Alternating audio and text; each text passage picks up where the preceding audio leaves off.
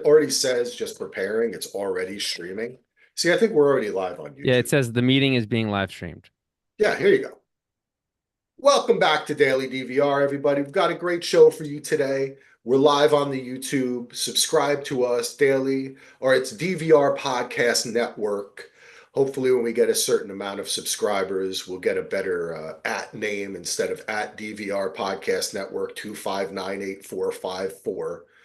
But in the meantime, you can head on over to dvrpodcast.com. You can become a patron at patreon.com/DVR. I want to thank our new patron, Alyssa, James.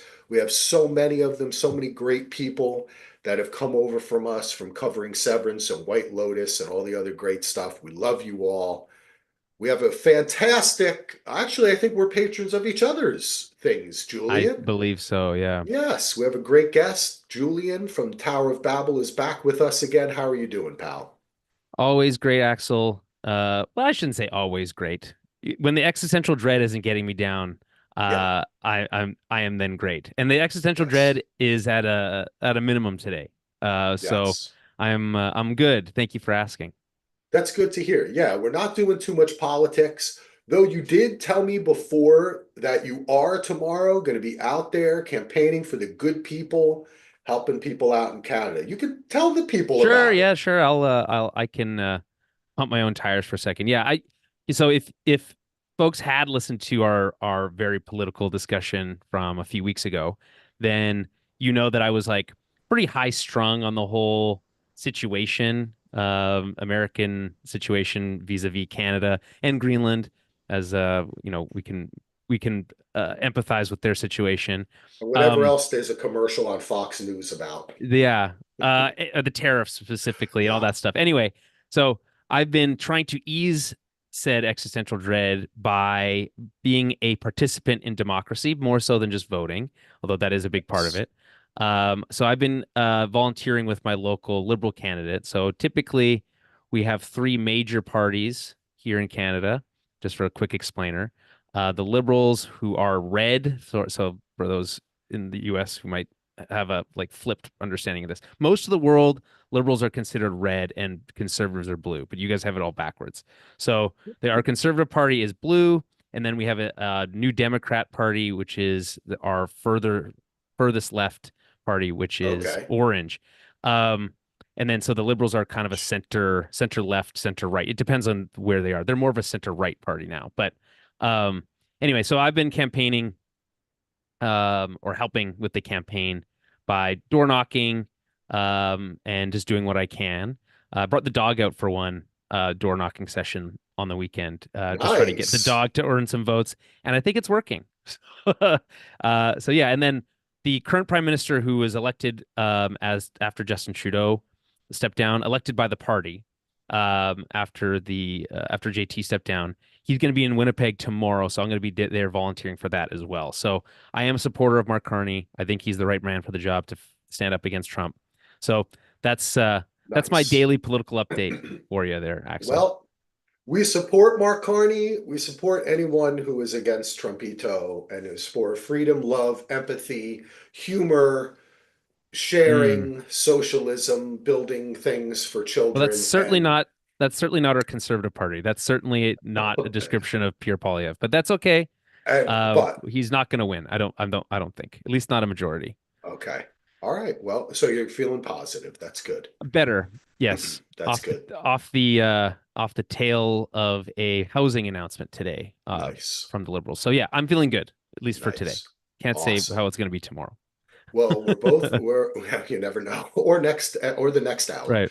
Well, we're both wearing our representing our teams here, It's our local football team. our local football team. Well, I'm Yours not is so not local local, anymore. but Yeah. I was one time back in the day. Ah, the memories. But we are going to talk about another form of freedom today, which is a TV show called Severance. Wasn't the greatest transition, but I'm trying That's here. interesting. Okay, yeah, freedom from oppression by corporate overlords. There you go. Yeah, Oh, yeah, here, yeah, let me yeah. bring my mic. Probably my audio is a little better. I forgot There my you mic go. was over Yeah. there.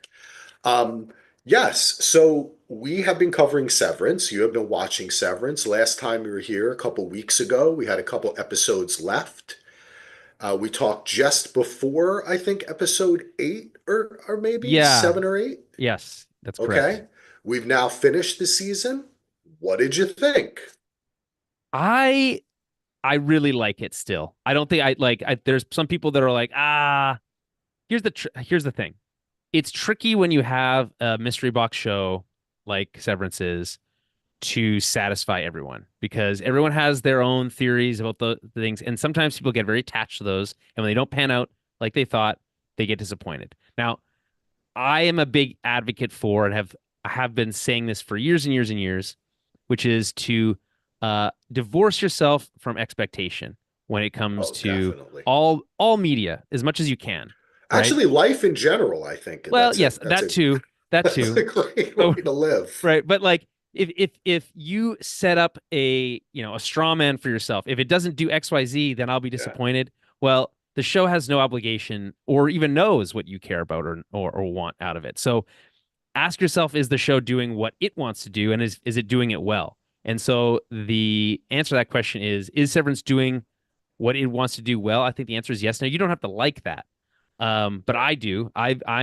I'm still enjoying it a lot. I mean, yes, we talked about. I think we had talked about it right after the Miss Cobell side story episode. I think that was Yes. when we had Yep. connected, Yeah. and that I think is the low point of the season from my perspective, from a pacing perspective, Yeah. right? Okay. I It can just agree really with that. dragged things to a basically to a halt when things felt like they were really ramping up.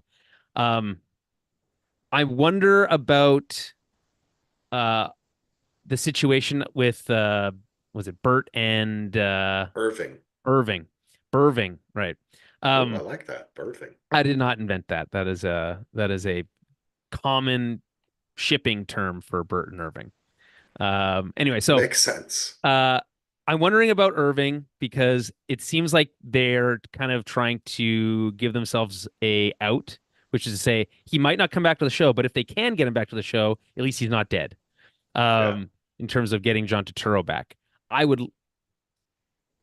Someone brought this up on another show, and I want to repeat it here because I think it's a good point, which is that if they wanted to go about it this way, if they wanted to kind of write Irving off the show, they could have done it, I think, with a lot more impact by having him not appear again after he's quote unquote killed at the Orpo, right?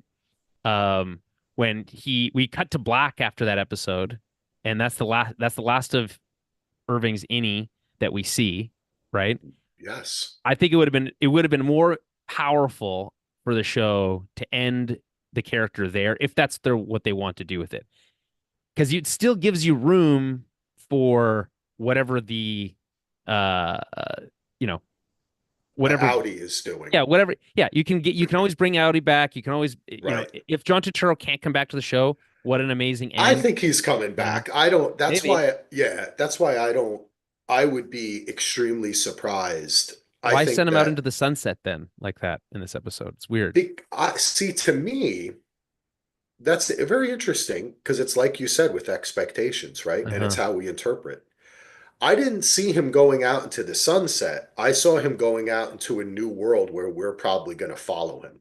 Oh, okay, well, that'd be interesting. I would be, So, yeah. yeah, Okay. that's how I saw it. So I saw it as an opening up of our world and for this character as well, because so much of his life in particular had been in this tiny little apartment with black canvases that he kept on Yes, drawing. And you know what I'm saying? So, there's like, a lot of he, unanswered yeah. questions there, but that has Oh, when it totally. comes when it comes to Oh, and we shows know like he's this. not working with Cobell too. We learned that, right? So who Yes. was he calling? Who, there's more Yes. mystery. There's lots of mystery left. The thing is with this kind of show, and with the pioneer, not the pioneer necessarily, but the one that really popularized being lost is the best comparison. Of course. Um, is that they sometimes the show is happy to just drop plots and just never mention them again. Yeah. So, it's very possible that if they're going that route and they're like, we just can't get to Turo back for scheduling purposes or whatever,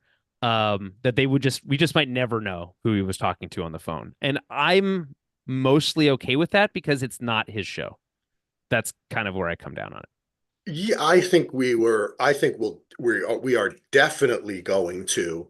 I think that they left a lot of, I think that's only one of a ton of loose ends that they left and didn't answer a lot of questions, Hmm. which makes me more excited for season three. I didn't need to see, we were all positive about the episode. I thought it was emotionally satisfying. I thought the switch of Mark is now trapped inside. Where is he going with Yes. Helly? You know, my thought is the only place they have to go is to the goat farm or to That right to like, there's really nowhere for them to yeah. go. Yeah. So So that was cool to do me. you think But that there's going to be more than 3 seasons? I mean, I think Apple would be more Are than you happy sure? to fork over the money to They're do losing it. $1 billion a year on streaming. Do you think I how don't. I mean they can I afford it, mean, they but can afford it. And also, when I read numbers like that, I'm always a little bit. I mean, we both know how much stuff is moved around and this oh and yeah, creative that. accounting. Yeah, so and look at what we've seen with Warner Brothers selling off stuff and writing. We don't know what 50 million. Apple's writing This is off. We so okay. don't, By the way, can we just quick sidebar? you know? This so news today, Ketchup Inc. or whatever bought uh Coyote versus Acme, Yeah. the movie that Warner Brothers killed for $50 million. 50 million. That's such a small amount of money for a movie. Like, did how much did they get of a write-off? And the better question I want to know is, does Warner Brothers get to keep that write-off and the 50 million? Because That's the that's some bullshit. question. That's It's some bullshit. all, man, it is. Look, I am not a bean counter. I am a creative person. I try my best to wrap my head around the business side Sure. of media.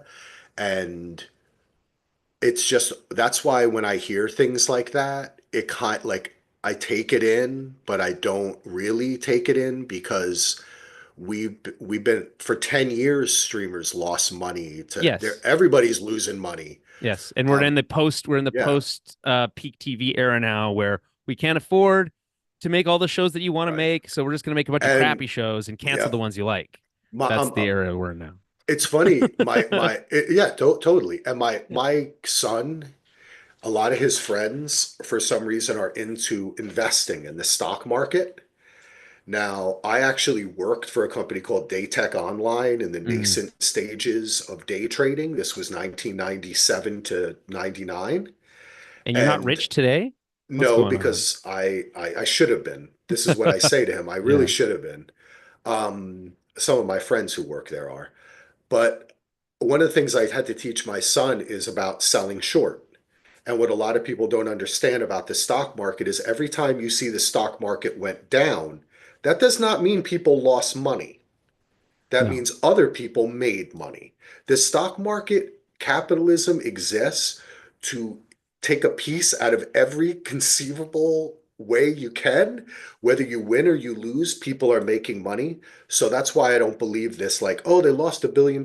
Well, they're fucking Apple. You know what I'm Yeah, saying? like I said, Like, they can afford it. they could, but Um, I don't even know if that really means they lost $1 billion.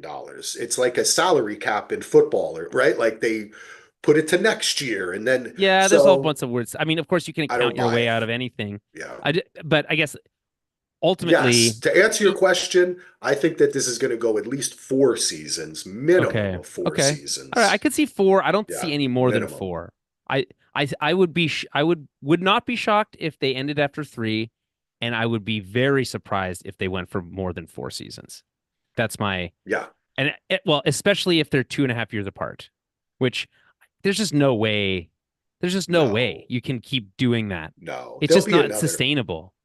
You just I lose think too much momentum. we'll have another season of Severance. My estimation would be early to mid 2020. So in about a year, a little more than a Well, year, that's how it I used to be. think. That's how I think TV they'll shows do it. used to be. For a long time, Yeah. there used to be they would be making shows and airing them like, you know, Yeah, but this basically show on the had a fly. problem though. This show had a problem, which is that they ran into a first.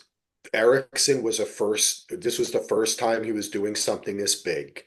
Hmm. And they had issues with another showrunner Stiller, I think, was very involved, but had kind of let the other showrunner take over.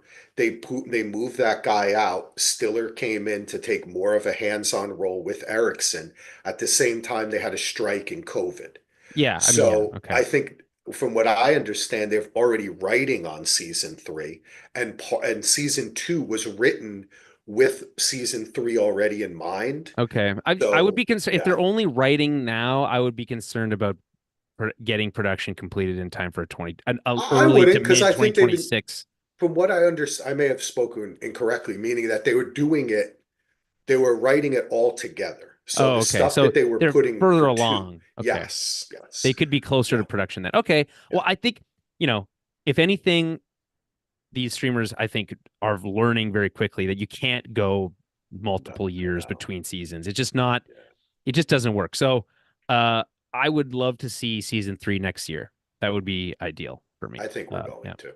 I think Okay. we'll see season three next year. My bigger opinion on the season finale is that I feel conflicted about lots of things, which in my opinion means that it was a success of an episode. Last season, I think the season one season finale is maybe the best season finale of a television show maybe ever because Wow, it is it was so great. propulsive. It has so you're on the edge of your seat the entire time.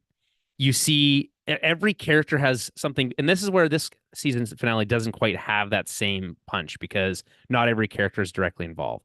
Where season one, it's like every character you care about is directly involved, has some sort of fallout that you care about that Yeah, matters to you. yeah.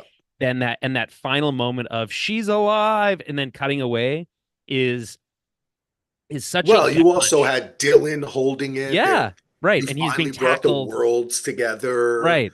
Yeah. But I have to say that I think that the last two episodes of this season were propulsive and interesting, Oh and yeah. I really, I was really kind of blown away, and I felt like any dip that happened in like the Mark S. Gemma backstory, Miss Cobell backstory episodes was sufficiently pushed forward by the Hmm. final two episodes. And Yeah. I agree with you. The more questions, to me, I'm not a type of person who's like, they answered more questions than they gave us answers, because they gave us real character answers. Yeah. And I mean, just that whole scene when Mark is debating himself and trying to Yes. convince himself, that was pretty genius. And I know Yeah. all of us were sitting there going like, you should do it this way or that Well, yeah, way. that's the thing. It's like it's the ultimate like what would you do in that Yeah. situation? How would Yeah. you convince How would you convince your yourself? how do you convince yourself? You might know yourself, but you might not know yourself well enough to be able to convince yourself to do something different. You know what I mean? Like and the way that like in the process because the thing is Mark S was on board with rescuing Gemma Yeah. until Audi Mark kind of was like, "Hey, really appreciate this. You need to do this one other thing." And then all of a sudden Yeah. he starts going spiraling about this concept of, Helene. "Oh, well, what happens to me?" Yeah, Right? exactly. Yeah. And I think it's a totally Until he fair question. diminished him. You're right. Yeah. Until he diminished the other. Yeah. Now, see, I don't know if you thought about it. I talked about this on our pod. I would have tried to sell him on like a kind of like sister wives situation. You know what I'm saying? Like Yeah, but something like he that, can't you know? guarantee any of that. Yeah, that's what they said on the pod. Right. Like Because he has no control she's over any of it. Helena. Yeah, she's Yeah. Helena Egan, so he's never gonna get that. But he could. Oh, hey doggy. That's my dog. Yeah, that's Winston. Bye, Hey Winston. Winston. He'll be back. He did he could have said, "Hey, by the way, um she like tried to have sex with me at a diner just recently, and I had sex with her Audi this. So if He you never had think sex with about his. it, I mean, yeah, Mark S had sex with her Audi. yes. Yes, Oh, all which right. is And yeah. you had sex with the, so maybe we can use that to convince her. Like what I'm trying to say is, for me, he just what he was Very completely selfish. selfish. Yeah, Right, because he he doesn't was consider completely his innie to selfish. be a different person, No, which is yeah, why, yeah. which is That part says of the. something about Well, no, him, right? I mean, how but I guess the other thing that this episode does, which is brilliantly counter that or shows you an all opposite side of it with Dylan and the way he treated his innie, Completely. with the way that he wrote that letter and was Yep. like, listen, man, Beautiful. at first I thought I hated you, but It's now a I think about great it point, more. Julian. I actually Yeah. think that, what you're providing my wife is, it's pretty fucked up because if you think about it, Yeah. if you separate it and be like, he's not technically, if he was a different person and Dylan was writing that about some sort of other partner boyfriend of his wife, he would feel completely differently. But because it's technically also him, Yeah. he has this different perspective, which is hard to wrap your head around because they have no way of accessing each other's selves, right? Your innie and outie selves are completely separated. So they are in essence a different person to you. So, but you have no way of accessing them But I between the think, two. but I think that's true, and that's why Mark wants. We'll see what Right. integration really is, and he didn't really try to. He didn't explain that well either. But I think you said it with Well, it's because he Dylan, doesn't know. where yeah, true, where Dylan and nobody knows. That's a big mystery of the show, Yeah. Except Dr. Ragabi, who we haven't seen. Even she probably doesn't know Yeah, fully. true. Dylan, you're right. But I think Dylan, in the way that Mark saw his Audi as an other, Dylan trusted, and this is the way I've always seen the show, is a lot of people argue that their Innie and Audis are different people. But I do not believe so. I think they're the same person in different circumstances. They are the same person. I don't think they're a different person. Well, I mean, this is the like you're describing the crux of the show Yeah. What do you ultimately. think? Um, I don't think you can create a new person in someone's brain. I don't That's how like I feel. I don't think like I don't listen, I'm no psychologist or anything like that. I don't know necessarily how, for instance, like schizophrenia works or No, it's a multiple personality manifestation system. of you. Right. Yeah, it's always a So manifestation of the original personality. right. And I think the show's dropped hints about that, right? Like these innies are a lot like these, and again, it's at the show's talking about this all the time because it's like this idea that Lumen will save the world by taking away everyone's pain, right? That's this kind of like underpinnings of some of this stuff. And the idea being that the innies are ourselves unburdened with the pains of living our lives, which are hard and painful, Right. taken away. And so you get these very naive, but you know, fully grown people, fully full people because they're not babies, quote unquote, but it's like you could Yeah. remove every memory of every bad thing that's ever happened to you, right? And what would that make you? How lighter would you feel? And like those, that's I think what they are trying to sell you. But the question is, at what cost? Is is it at the cost of creating a new consciousness that does feel pain and you are just separating yourself from that? And what type of person creates a being that can only feel pain? Yeah. Um, It's a great question. But we've also you know, seen it doesn't work, right? Like this barrier that they're trying to achieve even with Gemma, right. The you walls, the yeah, severance walls. Yeah. that other still experiences human emotion. Yes. So it's like that's why and it's very interesting. I know you're not watching White Lotus. We're I'm covering not. White Lotus. It takes place in Thailand, and this season is really Buddhist. Like it's heavy Buddhist elements in not only obviously the country, but in the writing. And I think Buddhism. Mike White took a trip down. And Okay. one of the main tenets of Buddhism is that the practice of avoidance is a human thing. We We all practice do it. avoidance to avoid pain, but it's Yeah. the worst thing. It's basically the cause of our pain and So suffering. if I But am I mistaken that Buddhism is a big like influence on what George Lucas created with like the Force and the Jedi? Is that not is that I those are mean, pretty Star Wars similar, is a right? Buddhist story in my book. Yeah. I Okay. say that Yeah. all the time. Okay. I'm It just is checking because yeah, I think 100%. Yeah. that this idea of this greater force that connects us all and and all that kind of stuff. But anyway, that's a tangent here. But It's also present in the duality, the right, father, the son. It's also present in the ideas of the force. Don't let anger be your guide. right. I mean, it was kind of the midichlorians. I don't know what he was doing there, but that's a whole nother story. Well, it's a what if religion was science? Is the I think that I anyway. think that's Yeah, where he was going. You're right. yeah. He considers himself to be a Methodist Buddhist, Okay, so yeah, so then that's the same thing with like separating yourself raised a from Methodist, but now he's a Buddhist. right, Yeah. separating yourself from attachment, etc. Yeah. Right? Yeah. And what is Severance about? It's about com it's completely about avoidance. Well, yeah, It's about yeah, 100%. severing yourself completely.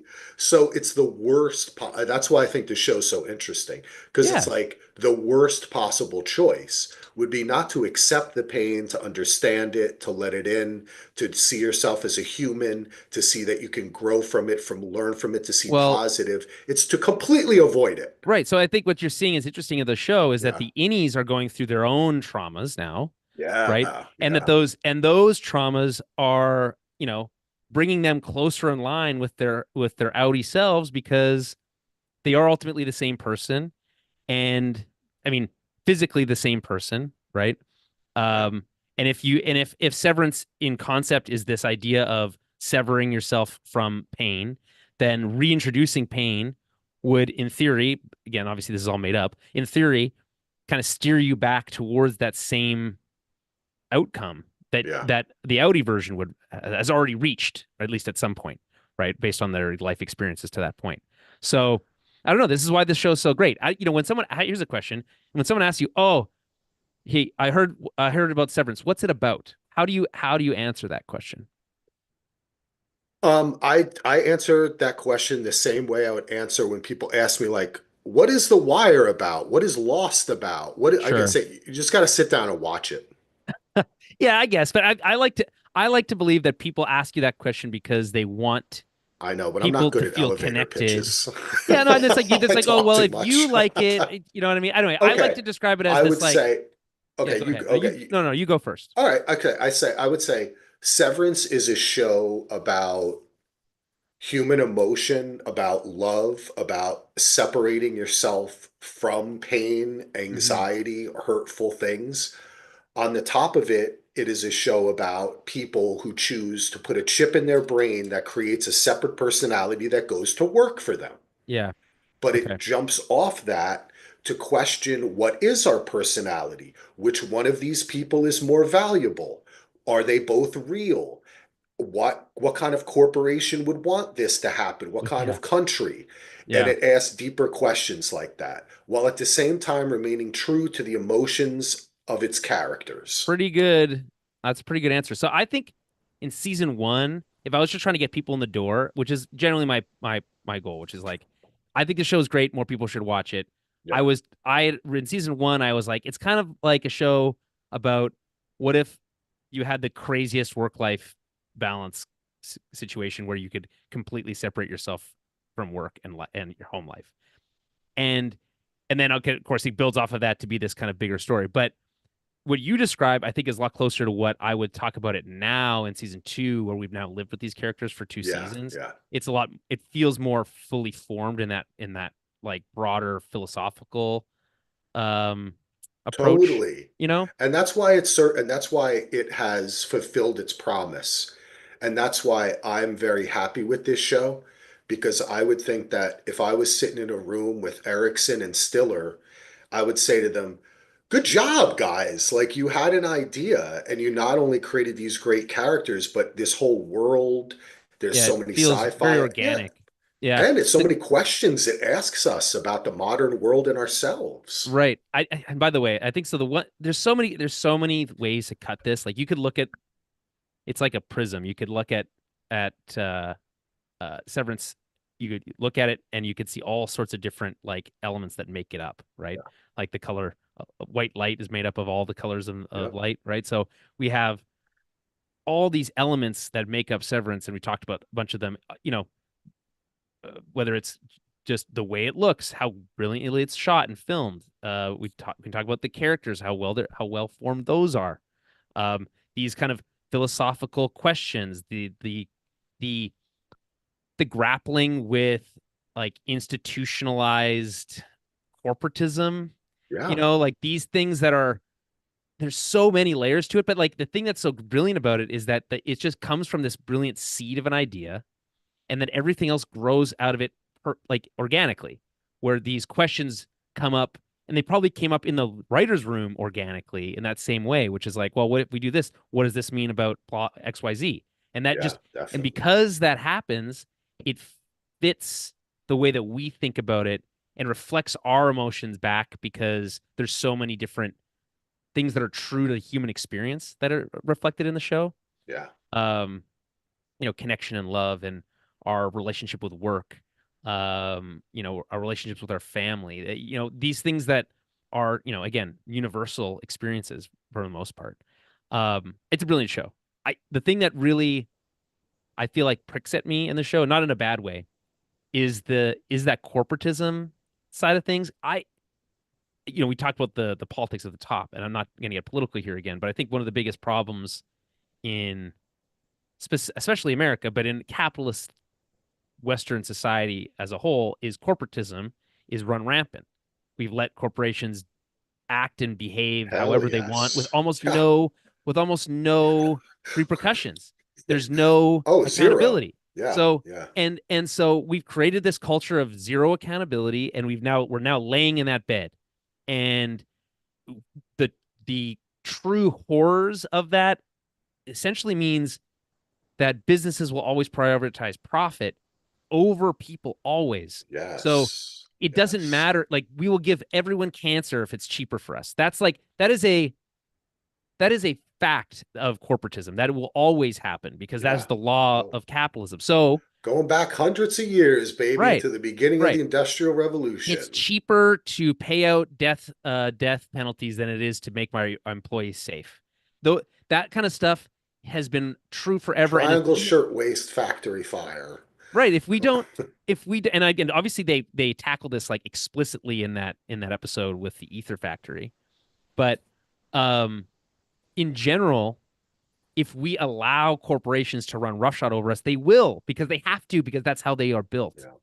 And And but the sad thing is, oh, I'm sorry, I don't want no, sorry, what just you're to say, saying just is great. to add it off is that the what we're seeing in the show is Lumen as this like faceless organization, not entirely faceless because we do know the Egans, um, but of how cancerous, I guess, not just at a like organizational level, but at like an individual level, working in that framework is right. With Milchick is a great like the best example of someone who's kind of like towing the company line, um, despite being treated like absolute garbage the entire time. And and is a perfect example of they will replace you tomorrow if you died today, and they Yeah. would not give a shit. Look what he Right? does. He fights a battle to the death against other people who are also imprisoned just like Yes. him Yes. for the corporate overlords. That is one of the most, for me, that's one of the most affecting and important parts of the show.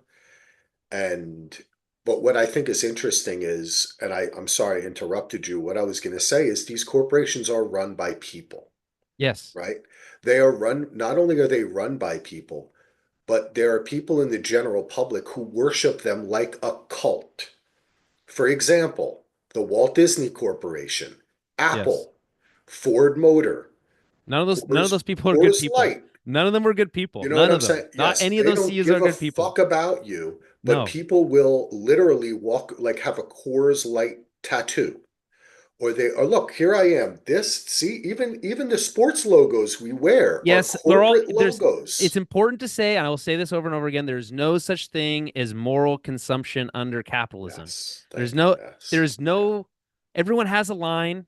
I Yeah. think generally speaking, society should That's the kind of question. as a group of people, we should all agree where the line is, right? Yeah.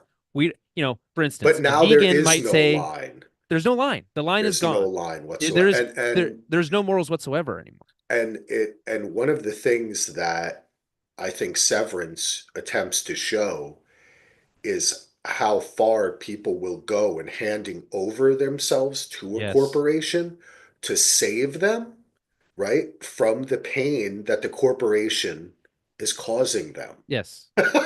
Yeah. So that is America in a nutshell. You have people who think they're going to be a millionaire one day. They're going to be a billionaire. They're going to be on a boat. The only They way to become a want, millionaire, it seems this way in this world now, in this zero accountability world, is to cheat and steal. but And that's the way and America has always been. I right, mean, but of those people all, have never been punished for doing so. In fact, they've been rewarded. of So that's where course, that's who, that's where we are. but that is what why I think this show is so great, and I think other show like Watchmen, which you talked Oh yeah, about, great show. they Yeah, cover absolutely. so much. The history of America is the bootlegger, like the Kennedys become some sort of oligarchs when they started off as bootleggers. In the Right. same way that Trump's dad started off as like, didn't he run like old all Wild West whorehouses and he was Yeah, bootlegging? yeah, Like, yeah. like I it's the mean, same I think it was his shit. grandfather, but I mean, yeah. I Yeah, mean, it's like yeah. Oh, not his dad. You're right. Like his great grandfather or something. Yeah, anyway, he's not it's that all old. crazy. But Severance brings it Yeah, up. And yes, what they do is they shine a light right on it. they shine a light on it and it gets people talking about it. And I think that that's such a valuable part of the show as well. But then it also shows through characters like Milchek and even Cobell Hmm. how the corporations are made up of people. They are not people, but they are made But up of legally people. speaking, they have I all know the rights of a that's why I person. said that. But they, yeah, right. The Supreme Court says they're people, but they're not. And it shows us how we have the power ourselves, right? If That's right. we You can can withhold stand up. labor. That's the thing, Yes, though. The thing exactly. is, what Severance is so it's what's so bold is that like Lumen is willing to steal people's labor. They will take it. Yeah. They have no intention of rewarding that. Yes, I'm sure they're paying those people, but it doesn't look like they're paying them that well, given the size of the houses these people are living in. But even Um, what is that worth? but like, Pay is is that still worth it? Is pay. like it like yeah, That and what they like give you a and house, they give you the innie's not life. getting paid. The innie's not Yeah, being paid. The Audi's the only like the innie's not receiving anything in exchange for their labor. right. Only the Audi is. They're getting They paid. They're being paid in exchange for their innie's labor, Yeah. Because which it's a is metaphor in a yeah, sense, right? yeah, I mean, I've had this problem in my own life. It's funny, we've never talked about it so much on the pod, but I can remember, when you're like a lot, me and my friends I went to Rutgers, who went to college, you leave college. When you're in college, you have a lot of ideas. We were in the 90s, so unlike generations today, which is kind of like the get mine, like kind of generation, we were all like, we're hippies, we're going to help the world, we're not going to sell out to the man, we're going to be like Kurt Cobain taught us to be, fuck sure, them. And then sooner your friends start going to work and dressing differently and acting differently. And then when they take a call from work, they're using a different voice and they tell people at work a different story about their life than they tell their friends. And what really that is what the yeah. innie is. You're creating a new version of yourself We that you're all willing to have our sell. own, yes, Yeah, we all have our own innies. Like I yes. would have friends who are like, no one at work knows I have a girlfriend. Why? I don't want to tell them my personal business that's at work, I kind you of know? feel Like, similarly, well, mostly. I'm not disagreeing, but Yeah, I've done it too. You create your own personality, right. I right? think Like, it's but you want to be free though, right? yes. It's you are as an individual have the challenge is this. We would like to be bring our full selves to work, but Yeah. work doesn't want your full self. They only No, they because only inefficient. they don't want your whole self. They Yeah. want just the part that works for them, that makes Yes. money for them. Yeah. So they don't really care if you have a girlfriend or actually it's worse. There could be things about your personal life that they actively dislike that make you One less valuable to hundo. them as a Right. worker and as so withholding that information is empowering to you as a worker because Yeah. the more knowledge you provide your employer, the more likely it is you are to be exploited by that. So, Yes, they can use it against you. but that is this is the Yeah. framework of society that we've made. This Yeah. is the deal Yeah. that we've struck, and the reason that we have these the I'll get mine people in our society is because that's what they saw from their parents Yeah.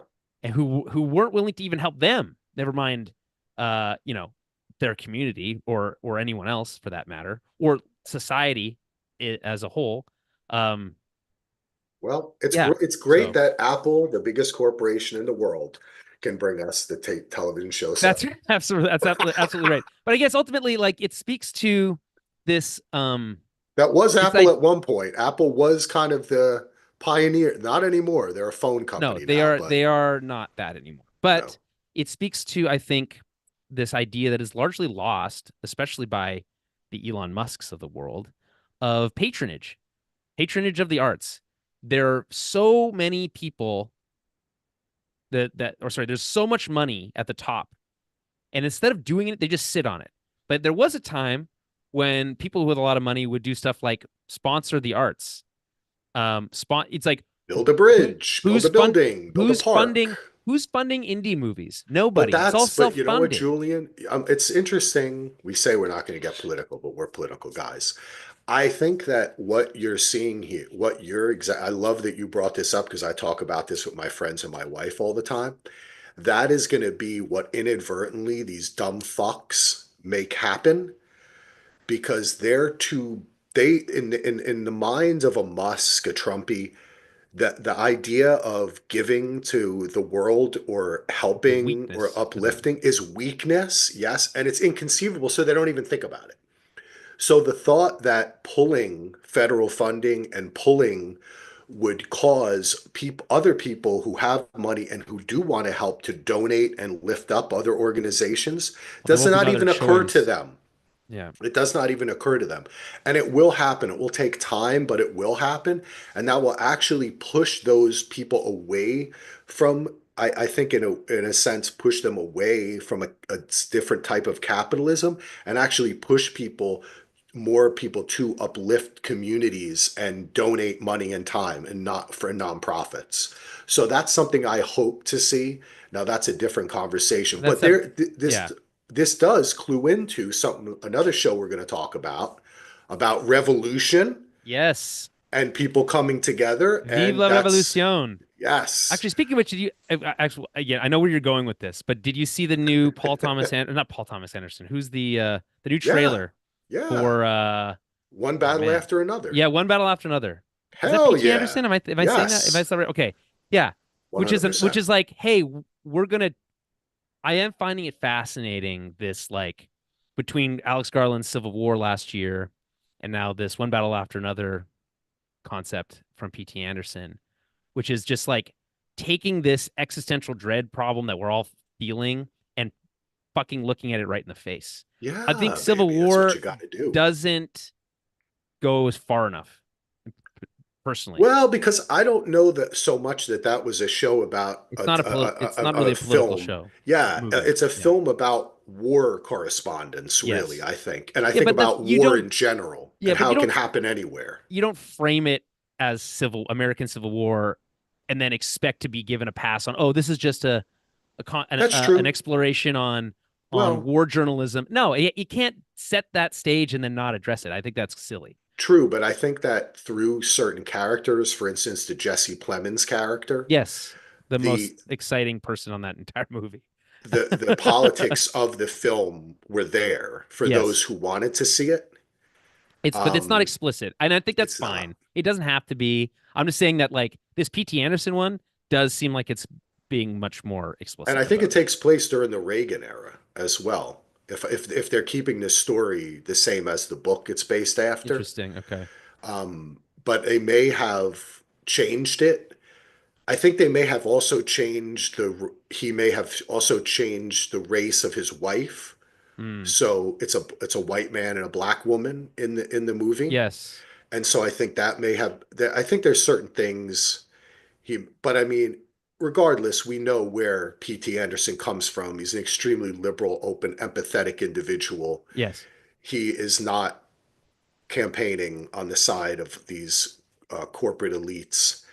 And yeah, it looks great. I agree with you, Julian. I hope that's what we get. And that's what we're getting from Andor, the film in question. I mean, the television show in question, which is coming to Disney Plus pretty soon. We had the first season. We may end up talking a little bit about this on and off on the YouTubes, but you are covering it on small screen Star Wars Yes. Thank once you. Actually again. nailed that. So yeah, for those who may not understand the, like, our structure. So we've got two main shows under the Tower of Babel umbrella. The main show, which is undergoing some reconstruction right now, um, and that's still happening. And I don't have a timeline exactly. Sooner, hopefully, than later, but it's still happening. There's some things in flux. And then we have small screen Star Wars, which is a show that I do with my friend Rachel, and we cover, as the name suggests, Star Wars on the small screen. And so we started with what was it, season 6 or 7 of the Clone Wars, and we've covered every Star Wars show since. And there's only been one movie that came out during that whole process. So I feel like I really nailed the title of that podcast.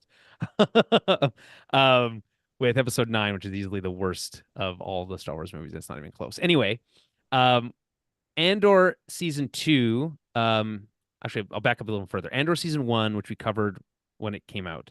I was in Australia for a big part of that. Japan and Australia for a big part of that series, which is why part of the reason I'm really excited to rewatch it, because when you're traveling, it's hard to watch something and like retain that knowledge because your brain is so busy processing all the new things you're learning and seeing. And so I want to rewatch it. I'm going to rewatch it before season 2 comes out. Me too. But now season 2 has introduced a new challenge with its release schedule, which is 3 episodes a week, 3 on the same day, dropped weekly, for over the course of a month. So it's basically I had no idea. Wait a second. I just saw your face go, like the surprise face. It was very good. Yeah. But this isn't even This is news. I'm not even clipping this for the YouTube shot here. This Yeah, you was like should. actual real That was a genuine surprise reaction shot. Exactly. The first time Yeah. anyone on YouTube actually did that realistically. Wait a second. So there's 12 episodes. There's 12. Was there 12 the first season? No, there was only 10, I think. There was three. I thought there were There was 8 or 10. I'm pretty 10. sure there was 10 episodes in the first season. And then they're doing 3 a week for a month? That is weird. Why are they doing that? That's I really don't strange. know. I actually so are you familiar with like the what they've said in terms of the structure of the season and how it's going to work? No, Okay. I'm going in totally blind. That's why I Well, thought this I'm would be going to a tell you fun this. kind of This is precursor. this is going to give okay, so yeah, season 1 had 12 Oh, it had episodes. It 12. had 12 episodes, yeah. Okay. Yeah. Oh, wow. Okay. So It had season 12. 1 was broken up into multi-part, or sorry, 3 episode arcs, right? Um, that covered basically a year of time in Andor's life, Cassian's life. And this next season, similar structure, 3 episode arcs, but each arc is going to be jump a year ahead. So it's going to cover 5 years of time, and Ooh. each arc is going to be 3, or a slice of that 1 year of time, and leading us up into Rogue One. Like it'll tie right into Rogue One. Now, originally they had planned on making this like a 3 or 4 episode series, but Tony Gilroy was like, I'm not interested in making Star Wars for like 8 years of my life. And I Good for totally him. respect that. I respect that. So they're like rejiggered this to be this format. So we're gonna get basically a new Rogue One, an hour and a half long movie, give or take. Well, actually, maybe closer to 2, 3 hours of Wow. full length feature film of Star Wars on TV, made by one of the best directors, writers out there This right is now. exciting for me. It's so exciting. It creates a really challenge because again, historically speaking, what we would do is do scene by scene recaps of these episodes, and it's just not going to be possible with this. It's just not possible. So we're going to be No. doing a much higher level deep dive into these episodes. That being said, what we discovered out in season 1, and this kind of comes off of our conversation from Severance, is that these that Andor is so dense from a plot perspective, from a character perspective, from a thematic perspective, that there's so much to talk about. We would, I mean, we'd be bad. We would be like covering like a 30-minute episode of Bad Batch and be like an hour and a half long podcast. So we were never very brief to begin with. I love it. I love when you just start off talking about your life for 10. I'm a guy who likes that in podcasts. Oh yeah, I mean it's some I people love hate it that. though. Yeah. It's just like a I funny know. A thing. You lot gotta of please people are like, everyone. get to the point or whatever. I'm like, I pick podcasts because I like to listen to the people. I think you all do a great job. This is so exciting for me. I think that this is wonderful. I'm really so much more excited for Andor right now because I loved the first season, but I kind of feel that I'm getting a little bit wary of shows that are overly serialized. I like when they come up with more of a concept. I think Yeah. in the right hands it works, but I'm just noticing a lot of things meander. It's like The 3 episode arc structure is a this, very that's great. powerful Yeah, structure because I you love that. each piece gets a beginning, middle, and end. Yep. Each episode gets a beginning, middle, and end. So you get this very like, I guess, traditional storytelling framework, but it just really it's very what's the word I'm looking for?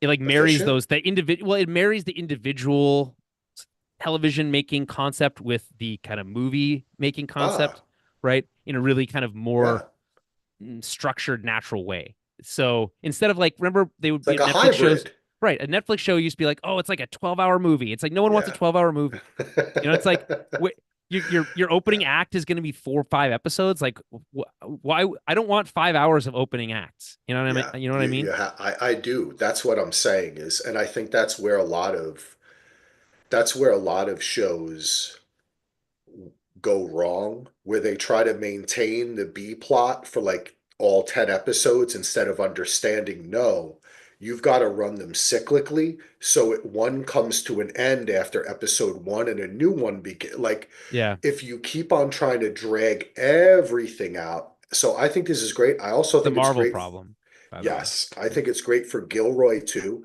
because I'm also a person who looks at a director. What my most famous example, the most famous example for me, some people might disagree. I'm not saying that the movies were terrible, but it's Sam Raimi, who I felt had the opportunity to be an amazing auteur I think he's director. still a pretty amazing director, He to be is, fair. but he We spent like 15 years doing Spider-Man movies and Well, like no, that's it's not true. He did 3 Spider-Man movies, and that was over like 9 years. It that's was a long time, Yes, dude. I agree. I And then don't. Drag Me to Hell was better than any of those James Spider-Man Cameron is movies. a great example of someone who's maybe one of the greatest directors ever, and You're he's absolutely busy right. making You're right. Avatar movies. You're It's right. it's And their that's his own shit. it's It's up to his own them. shit. You're Ultimately, right. it's these are their own people. If they want to Okay, do that, so that's their prerogative. I'll reframe it.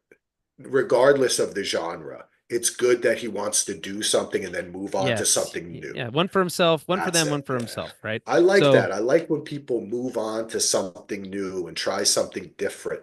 yeah, I You know agree. what I By the way, mean? on the Sam Raimi front, I watched that. I can't remember what it's called. A West. He made this Western in like the mid 2000s, Oh with Gene yeah. Hackman in it, and it's Yeah. so good. And Leo Is that Sharon Stone? Sharon Isn't Sharon Stone is Stone in in it? it. I'm Yeah. pretty sure. Yeah, Can't remember the Sam. name of it right now. I'll look it up. Sam So, Raimi. Heath would know. Heath and Andy would know this immediately. Western. It has a young Leonardo DiCaprio in it. That's what I mean. The He Quick had and the the op. Dead. The Quick and Yeah, the Dead from that's what I mean. 1995. And then he did the movie with Billy Bob Thornton, A Simple Plan, and Bill Paxton when they Well, were look at this. brothers. Look at this cast: Sharon Stone, Gene Hackman, Russell Crowe, Leonardo DiCaprio. Like Keith David is in this movie. He Dude, doesn't have a this see, big role, but that's why I bring him up because I think Raimi had the opportunity at that point in his career to do such weird and diverse stuff. And instead, for 9 years or a well, we decade, he live in a just did the capitalist same thing. society. You have to be able to pay the bills. I know. You can't be an auteur filmmaker But did forever, he need to do unless three? He you're could have done Christopher one. Nolan. It's like That's right. I mean, look, he's the same guy who started with Bruce Campbell with zero money running around in a right, forest with a right. camera on his shoulder. You got to give these, So, like let them get their bag. You know what I'm yeah. saying? Yeah, Maybe he had kids. He just wanted to be able to be home at a certain time, let the effects guys do their thing, right? You watch the kids grow up. See, you're giving me a new perspective here. This is why we podcast, Julian, to learn. exactly. Thank you. So let's get into. You want to get more into Andor, or are you Yeah. happy with that? So, Okay. what are we looking forward to in this season? Because it's been a while for me, and I'm not quite sure where we left off, where we're going, where we're starting off. I don't know. What are you looking forward to as a Star Wars aficionado? Well, I kind of covered a little bit of some of this stuff. There's I don't know if I mentioned this the other day or last time we talked. There was an interesting article on was it EW or was it Variety? Sorry, Forbes. Andor should be the future of Star Wars. It's confirmed it won't be. This is by Paul Tassi on Forbes. Um, it seems to be the case that Andor is a unique thing within the Lucasfilm framework because most of the Lucasfilm people that we know that make Star Wars, like the art directors and all those people, the behind the scenes folks, weren't involved really in Andor and feel a little bitter about that, for the record. Oh, Um, really? Okay, I didn't know yeah, about that's this. that's Interesting. it's more rumory on that side of things that they're a little bit peeved that they weren't as included, and it's part of the reason that they're not that it's like being marketed differently. It's all this stuff. But ultimately, I think that's what makes Andor so good, which is that it was able to be divorced from the baggage that is Lucasfilm and Star Wars and all the Yeah. stuff that has It come doesn't before feel it. fan servicey at all. No, It it doesn't doesn't. fe it feels like its own Even thing when it moving is fan forward. servicey, even when there is things that are like that's really, for a deep cut Star Wars fan, that's really cool. It feels organic to the plot. So, which I think has always been the challenge that Marvel and Disney and Lucasfilm have been having really since the dawn of this connected universe concept that Marvel introduced. That it's fun to have little Easter eggs to things that fans know, right? Blue milk or whatever fuck. But unless it feels organic to the plot, it does feel shoehorned in. It stands out and it like I think draws too much attention to itself. And it's like Totally. and so the and distracts from whatever else you're trying to achieve. So Andor is like a masterclass on using the world in a unique and interesting way that is not beholden to what is Star Wars. What is it? Star Wars is an adventure movie for kids, and Andor is not that. And there's adventure tropey stuff in there, but it's more action thriller for adults Yeah. ultimately. And I think it's okay to have both. Um, you can have you can have both a complex adult forward thing that is built off of a kind of a different genre or different approach in the same world. And you can have the classic "This is Star Wars, this is for kids," and you can even have like kids shows for like if you want to get like for toddlers and stuff, which they have, right? You can do all of that stuff, but you have to be willing to go to go all the way, go all the way in. Andor is all in on being what it wants to be, right? Yeah. Um, so I think that and because of that, I have a lot of respect for that for the show. I also think it's like really well crafted. It's beautiful to look at. It's got, as I said, deep themes. So when I'm looking for season two, I'm excited about this. The idea of sitting down to a new Star Wars movie every week is exciting to me. I like that idea. And not only that, it's like a new Rogue One every week. Which, although Rogue One's not a perfect movie, um, it's going to have a lot of that same feel to it. We bring a lot of the same characters back, director Krennic, etc. Um, there is a bit of a and this is like the other side of the coin that is maybe a little toxic in the in some of the fan base maybe kind of feels this way, which is that like I do like the idea of filling in that gap between Andor season one, Rogue One, and then A New Hope because Rogue One steps right into A New Hope, and theoretically Andor season two will step right into Rogue One in a fun kind of way that I think to my like how do I describe this? My like OCD brain Yeah. loves the That's what I was idea of gonna this say. like really kind of slotted perfectly nicely in. But what's so fun about these like time jumps, the concept of it, and these 3 episode arcs is that they can be self-contained and you can play in these little bubbles of the world without it having this big larger effect. And because of that, you can be much more interesting character driven Yeah. storytelling that isn't beholden to a bunch of plot stuff. They are going to be beholden to some plot stuff, right? The Death Star is being manufactured. There are things that we know happen. We're gonna see the Gorman massacre, which is something that is referenced in season one. We've seen it referenced in Rebels, and it's been written about in Legends, but will become canonized here in this season, which is I think we see elements of it in the trailer, but essentially a state-sponsored uh, killing of hundreds or thousands of people. And Wow. this this this inflection point for Mon Mothma that makes her realize that she cannot affect change from within the Senate and must, leave the Senate. She becomes an enemy of the people. We actually see an episode of Yeah. Rebels where she is rescued from Coruscant and taken to join the Rebel Oh, I Alliance. So saw that. I remember that. yeah, so Okay. so that stuff is gonna like those things play in.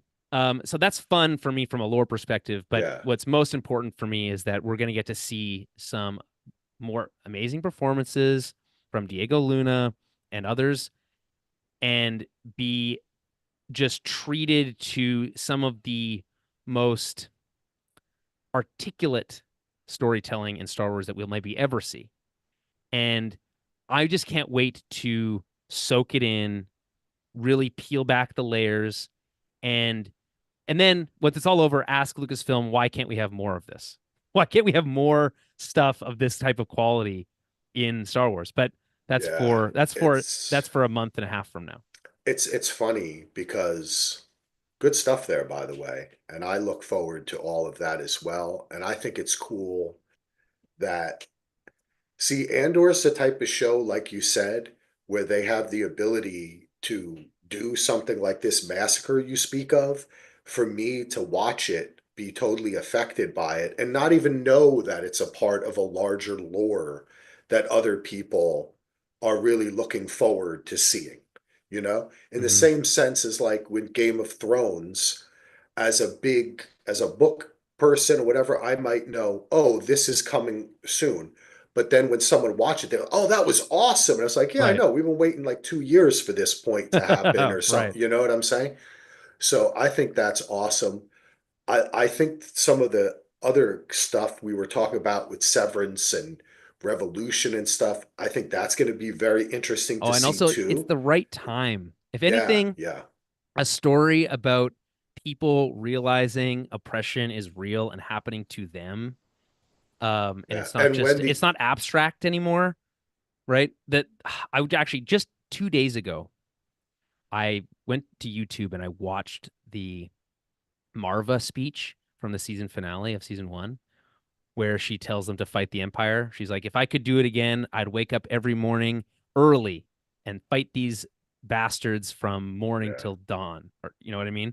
And it's just such a powerful message, and the way that I mean, it's amazing performance, but it's such a great moment because it like I feel invigorated. I'm just thinking about it right now, and I feel I'm like getting goosebumps. I'm like invigorated by the whole yeah, prospect of it. totally. And ultimately, this is a story about how a regular person becomes radicalized into a rebellion Yep.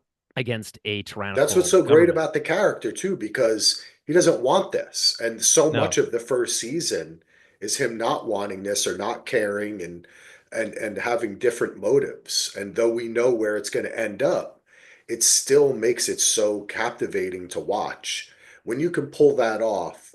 See, I'm not always a fan of that kind of OCD fitting in the pieces type of thing, yeah, but when it's done as almost a when a separate creative endeavor where they trust people is allowed to fulfill that, then it can work. That's like we always talk about, right? Like just because they say they're going to do a sequel or a prequel or this or that, most of the times they suck and they should be doing something original. But every once in a while, they make something amazing because people let them go and let them yes. have their own idea for it. Creative control is so You important. know? I mean, Yeah. we talked about this last time we chatted about like, can you believe that they said no to giving Nolan creative control over a James Bond movie? Yeah. It's crazy, right? Ridiculous. And what's so amazing about Andor is that of course there's oversight from Lucasfilm and the Lucasfilm Story Group and all that stuff. But they are largely being allowed to play in this sandbox in an era that I think we like. What's helpful about this is that this is such a well-trodden part of Star Wars, right? This New Hope era of Star Wars, this Empire, like early Empire era. It's we kind of understand it inherently, right? And it allows it to become this really easy analog for, whatever you want it to be, Nazis, or could be anything really, right? We Yeah, any understand it. type of We could oppression. understand Yeah, it. Just so it's so easy to get. And as we get further out from that, right, into the future stuff, it just gets a little bit muddier. The metaphor becomes less clear in certain places. So, and that brings its own freedoms from storytelling perspective, and to be fair, but being able to say, here's the play set, right? Now, do with it what you will, is, with with a few little, you have to do this and you have to do this, certain elements of it, gives creative freedom on the edges. yeah, And the thing that Star Wars has sucked at for a while is character. They just can't figure out how to make characters deep yeah. and When that was the interesting. main thing that drew us all in, you know what Right. I'm saying? Right. So it's Like, like, like yeah. the I don't remember three. anyone from those three movies, man. Like, I still don't understand what Oscar Isaacson was doing in the movies. I Yeah, I don't mean, get Ray, it. I think Ray is a perfectly fine character. I think Yeah. she doesn't get enough. Um, I like her. I'm okay she's with them fine. She's going fine. He's just forward with like, that character. there could be more. There's more, and they Yeah. probably will explore more. I'm just saying that in general, what's so great about, again, also not just that, but the medium of television, which again speaks to kind of some of the failures of some of the other Star Wars television series, is that they forgot what makes TV work so well, which is being able to spend all this time with a character and Yeah. understand them. So we get to understand Cassian Andor, right?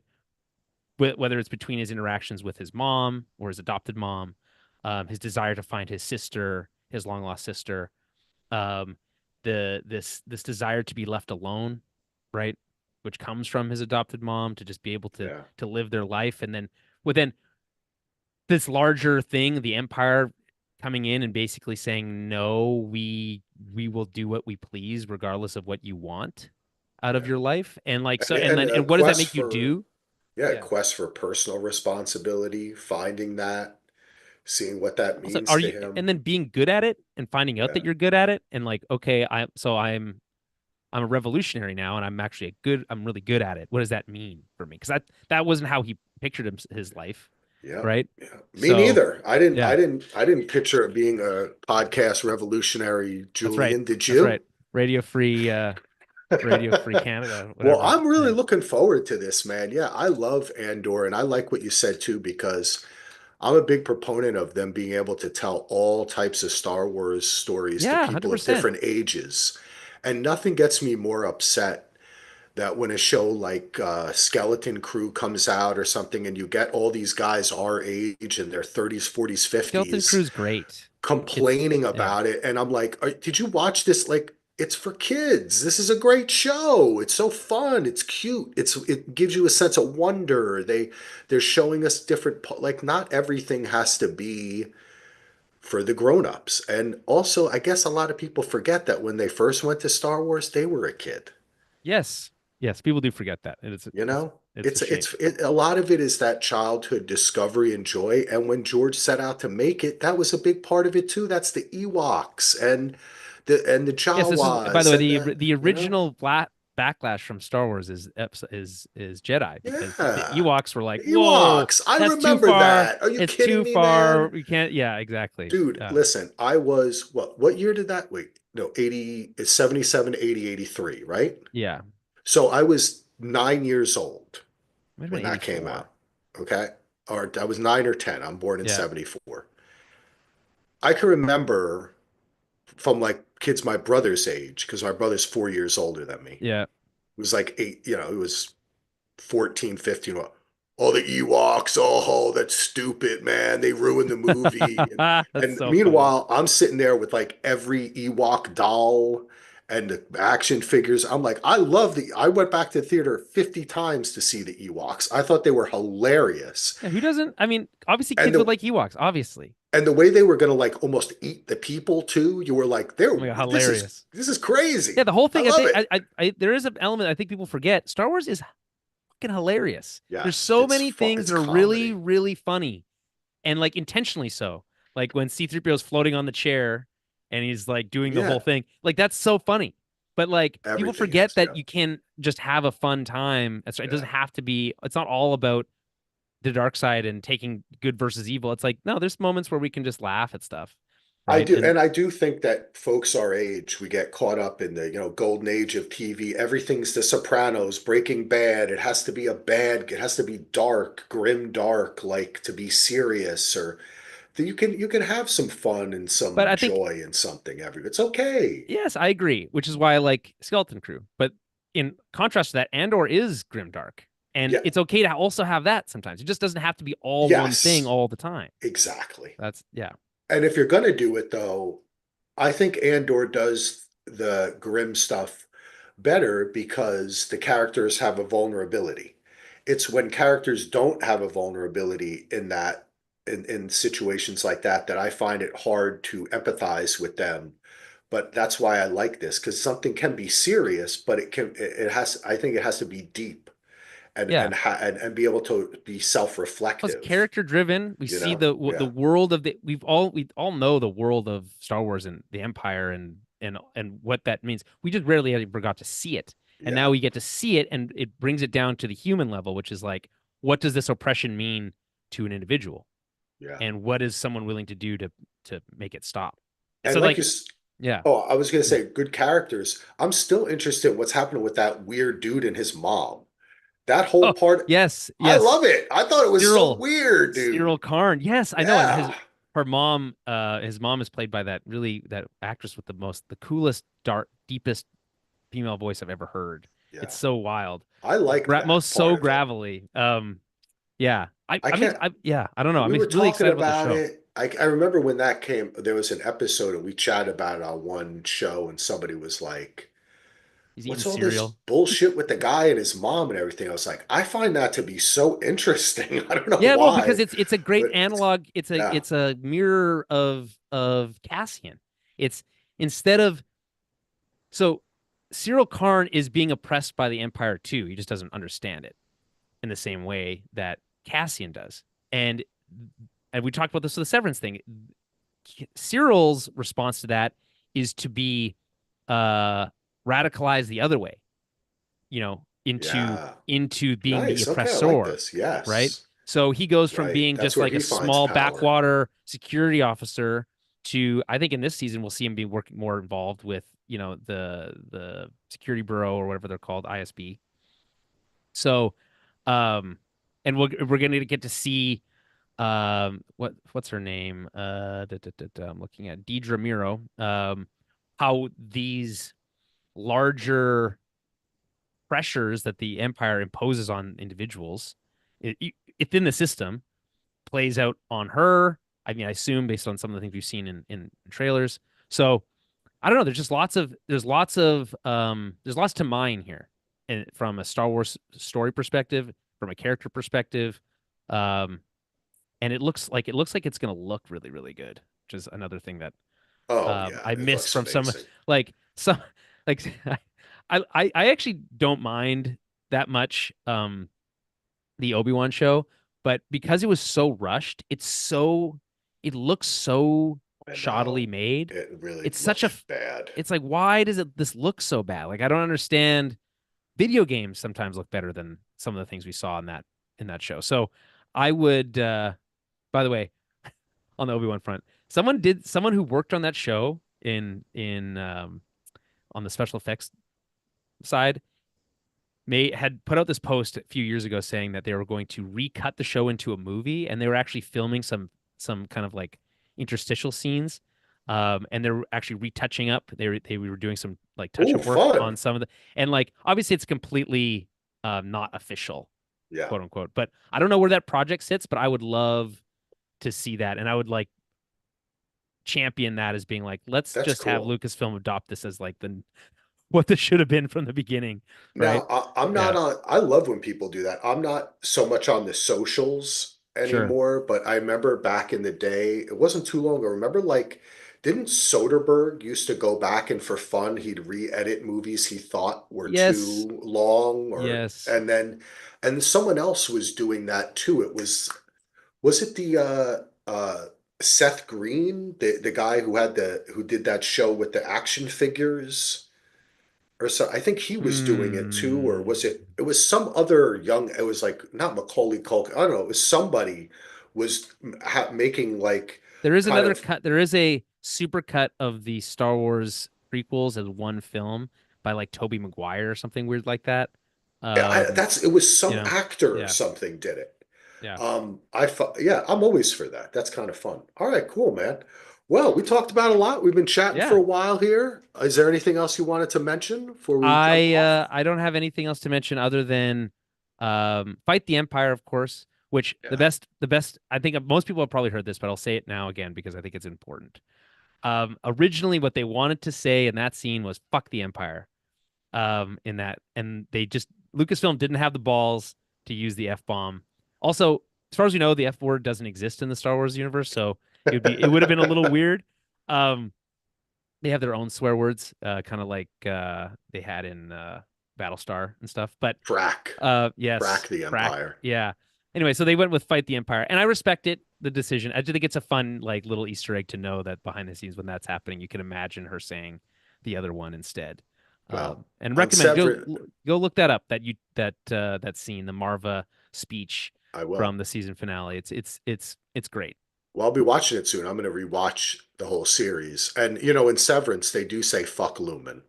That's Yes. one of Dylan's favorite things to say. We like to end our podcast with that. So, Julian, please tell everyone where they can find you. I'll put it in the show Sure. notes as well. But where can they find you? Head over to towerofbabble.ca, Babble. That's where you'll find everything we do. You'll find links to subscribe to the show, either the main show or Small Screen Star Wars if you're just interested in the Star Wars side of things. You'll find a link to our Patreon there as well, which we did pause the Patreon, like payments on the Patreon this month. I'll probably do it again next month while I'm reconstructing stuff. I don't feel like it's appropriate to charge my patrons while we're redeveloping the whole show. Although with Andor coming out next month, maybe not. We'll see. But for sure, this month it's free for all of our patrons. We'll be doing for our exclusive film club.